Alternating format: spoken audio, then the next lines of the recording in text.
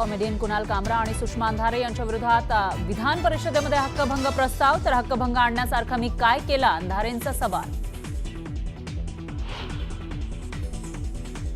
विधान परिषद सभापती राम शिंदेंविरोधातला अविश्वास ठराव मागे, शिवसेना उद्धव बाळासाहेब ठाकरे पक्षाकडून हा ठराव मागे। मुंबईच्या रस्त्यांवरील डांबराचं सांबर कोणी खाल्लं, अर्शात पाहून वारसा सांगू नका, उपमुख्यमंत्री एकनाथ शिंदेंचा ठाकरे पिता पुत्रांवर जोरदार हल्लाबोल। लक्षवेधी लावण्यासाठी किती पैसे पाहिजे हे थेट अध्यक्षांच्या कर्मचाऱ्यांना सत्ताधारी आमदारांनी विचारल्याचा भास्कर जाधव यांचा आरोप, तर दोषी असेल तर FIR दाखल करणार, दादांचा इशारा।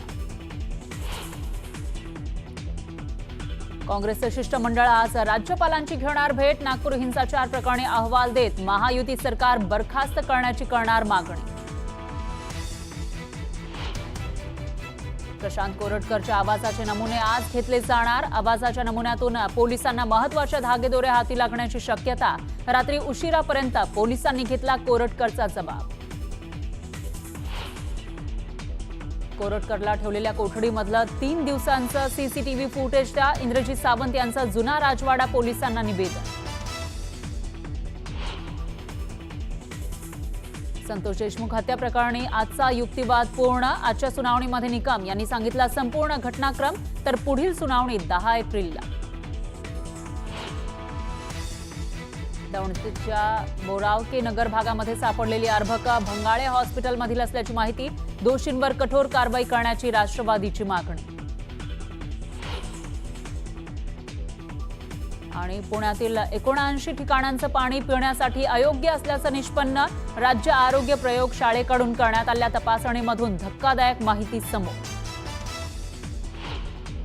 आणखी एक मोठी बातमी आहे, विधान भवनातील एका फेसची लाईन गेलेली आहे, काही कार्यालयामध्ये अंधार झाल्याची माहिती समोर येते आहे। विधान भवनात बत्ती गुल झाल्याचं दिसतंय, कामकाज सुरू असतानाच बत्ती गुल झाली, फक्त सभागृहामध्ये लाईट सुरू असल्याची माहिती समोर येते आहे। तर अंतिम दिवस आहे या अर्थसंकल्पीय अधिवेशनाचा आणि त्यासाठी वेगवेगळे जे मुद्दे आहेत ते मांडले जात असतानाच आता विधान भवनातील एका फेसची लाईट गेल्याची माहिती समोर येते आहे। काही कार्यालयामध्ये अंधार झाला आहे, तर विधान भवनात बत्ती गुल झाल्याचं दिसतंय। कामकाज सुरू असतानाच इथली बत्ती गुल झाली, फक्त सभागृहामध्ये लाईट सुरू असल्याची माहिती आहे। त्याच्यामुळे आता विधान भवनातली ही लाईट कशी काय गेली असा सवाल उपस्थित होतोय। फक्त सभागृहामध्ये लाईट सुरू आहे, पण विधान भवनामध्ये एकूणच बत्ती गुल झाल्याची माहिती समोर येते आणि तेही जेव्हा अधिवेशन सुरू आहे, कामकाज सुरू आहे, त्या वेळेला ही बत्ती गुल झाल्यानं आश्चर्य व्यक्त केलं जातं।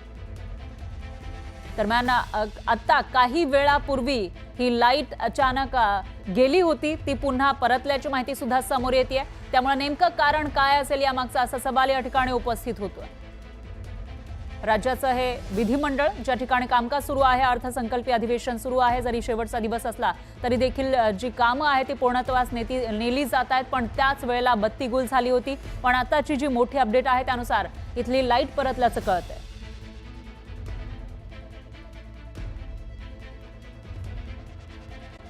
भास्कर जाधव यांनी विरोधी पक्षनेते पदावरून सरकारवर टीका केली आहे। मुख्यमंत्री देवेंद्र फडणवीस यांच्यावर माझा खूप मोठा विश्वास होता, ते सातत्याने सांगत होते की आमची संख्या जास्त आहे की कमी आहे याचा विचार करणार नाही, उपाध्यक्ष पदाची निवड करता, मग विरोधी पक्षनेते पदाची निवड का करत नाही असा सवाल भास्कर जाधव यांनी केला।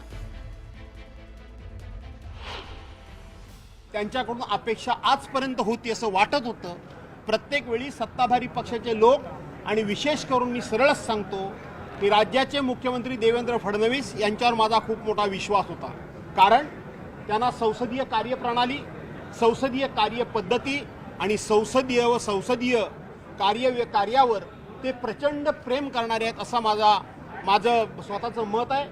त्याच्याबद्दल मला आदर आहे, त्याच्याबद्दल मला आस्था आहे आणि ती आस्था आजही आहे। त्यांनी मला पद दिलं नाही म्हणून नाही, पण ते सातत्यानं सांगत होते की आमची संख्या कमी आहे की जास्त आहे याचा आम्ही विचार करणार नाही। मला असं वाटलं होतं की ते एक प्रकारचे संकेत देत आहेत की भास्करराव शांत राहा, शेवटच्या दिवसापर्यंत आम्ही हे सगळं करू।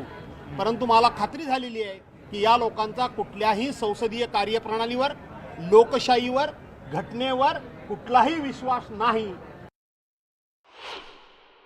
विधान मंडळातलेच अधिकारी मला येऊन भेटले होते की जे मी लक्षवेधीबद्दल बोललो त्याबद्दल बोललो। आणि लांब कशाला? नियम 105 अन्वये एका दिवसामध्ये 3 लक्षवेधीच्या वरती लक्षवेधी लावताच येत नाहीत. फार तर काही जर विशेष बाब म्हणून असेल तर 4-2 लक्षवेधी एका दिवशी लावता येतात. सातत्यानं 35 लक्षवेधी, 21 लक्षवेधी, 24 लक्षवेधी, 20 लक्षवेधी या संदर्भामध्ये बोलायचं नाही का? बोलायचं नाही.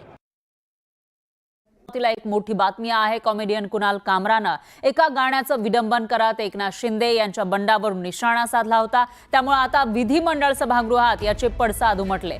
कुणाल कामरा आणि सुषमा अंधारे यांच्या विरुद्ध हक्कभंग प्रस्ताव दाखल करण्यात आलाय. तीच कविता पुन्हा उद्धव बाळासाहेब ठाकरे पक्षाच्या प्रवक्त्या सुषमा अंधारे यांनी बोलून दाखवलेली होती. यामुळे या दोघांविरोधात आमदार प्रवीण दरेकर यांनी विधान परिषद सभागृहामध्ये कुणाल कामरा आणि सुषमा अंधारे यांच्या विरुद्ध हक्कभंग आणलेला आहे.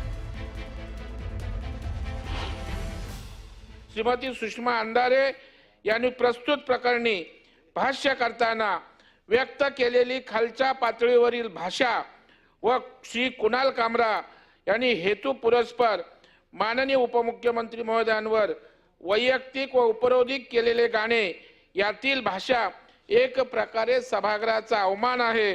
म्हणून श्रीमती अंधारे व कुणाल कामरा याच्या विरुद्ध मी हक्कभंगाची सूचना देत आहे.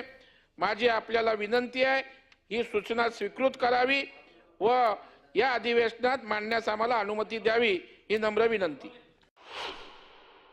किती सुपाऱ्या देऊन बदनामीच्या ज्या काय मोहिमा चालवल्यात तरी त्यामुळे काय फरक पडणार नाही. आता काही पाखंडी लोक पुढे करून काही शिखंडी लोक त्याचा आधार घेत आहेत. हे दुर्दैवाने मी या ठिकाणी सांगतो. आता कॉन्क्रीटचे रस्ते सुरू केले, आता थोडं काम सुरू आहे, त्यामुळे थोडी गैरसोय नक्की होत असेल. परंतु हे काम कंप्लीट झाल्यानंतर पुढे 20-25 वर्ष मुंबई खड्डेमुक्त होईल. हे चांगलं काम आम्ही करतोय की नाही? मग का पोटदुखी होतीये? का त्याच्यामध्ये डांबराचे रस्ते गेले 10-15 वर्ष डांबरामध्ये तुम्ही दुरुस्तीच्या नावाखाली 3-3.5 हजार कोटी विधिमंडळाच्या वरिष्ठ सभागृहामध्ये आमदार प्रवीण दरेकरजी यांनी माझ्या विरोधात हक्कभंग प्रस्ताव आणल्याची माहिती मला आत्ता प्राप्त होते. माझ्यावर हक्कभंग प्रस्ताव आणण्यासारखं मी असं कोणतं बिभत्स कृत्य केलेलं आहे? मी सभागृहात कुणाला 56 जण पायाला बांधून फिरतेची भाषा केलेली आहे का? सभागृहातल्या कुठल्याही सदस्याला मी एकेरी उल्लेख केलेले आहेत का? सभागृहातल्या कुठल्याही सदस्याचा अवमान होईल अशा भाषेत त्यांना अर्वाच्य शिवीगाळ केलेली आहे का? किंवा सभागृहाबद्दल काही खोटी माहिती मी पुरवलेली आहे का? हे मला एकदा कळायला हवे. आणि जर की हक्कभंग अध्यक्ष महाराज आपण स्वीकारतो, त्या संदर्भातले निर्णय इतक्या उशिरा होतात की हक्कभंग हे आयुधच बोथट झालंय अध्यक्ष महाराज. आणि म्हणून हक्कभंग तर स्वीकारावाच. सर्व सभागृहाचे याबद्दल एकमत असणार आहे. पण अध्यक्ष महाराज या संदर्भातली शिक्षा देण्याचं काम नैसर्गिक वाजवी संधी देऊन हे सुद्धा ताबडतोब केलं पाहिजे. बरेच उद्योग आहेत ते आम्ही काढत नाही आहे, परंतु ते बाहेर आले तर हातातलं कोरं संविधान घेऊन कुठं पळणार? आता ते संविधान कोणी दाखवायला लागलं? ते काल कोणीतरी परवा दाखवले, छोटा डायरी. हा जाऊ दे त्याचा. आणि म्हणून मी एवढंच सांगतो, कार्यकर्त्यांनी पेटवा मशाल, आम्ही बंगल्यात झोपतो खुशाल. हा जो काही ही पद्धत आहे, अरे बाळासाहेबांनी केले ना, कार्यकर्त्यांच्या मागे उभे राहिले बाळासाहेब, म्हणून तर शिवसेना मोठी झाली. आणि म्हणून मी त्या याच्यात जात नाही राजकारणामध्ये, परंतु बोलताना आरोप करताना रोज पायऱ्यांवर आरोप करता, रोज मीडियासमोर आरोप करता.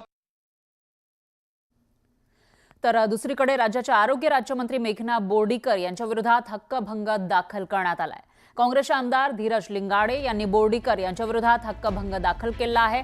बुलढाण्यामध्ये लोकांना टक्कल पडण्यासंदर्भात विधान परिषदेत खोटी माहिती दिल्याप्रकरणी हा हक्कभंग दाखल करण्यात आलाय. रेशनवर मिळणाऱ्या गव्हामधील सेलेनियममुळे लोकांची केस गळत असल्याचं संशोधन पद्मश्री डॉक्टर हिम्मतराव बाविस्कर यांनी केलं. पण मेघना बोर्डीकर यांनी गव्हातील सेलेनियममुळे केस गळती होत नाही अशी माहिती सभागृहात दिली. सभागृहाला चुकीची माहिती देऊन दिशाभूल केल्यामुळे काँग्रेस आमदार धीरज लिंगाडे यांनी मेघना बोर्डीकर यांच्या विरोधात हक्कभंग दाखल केला.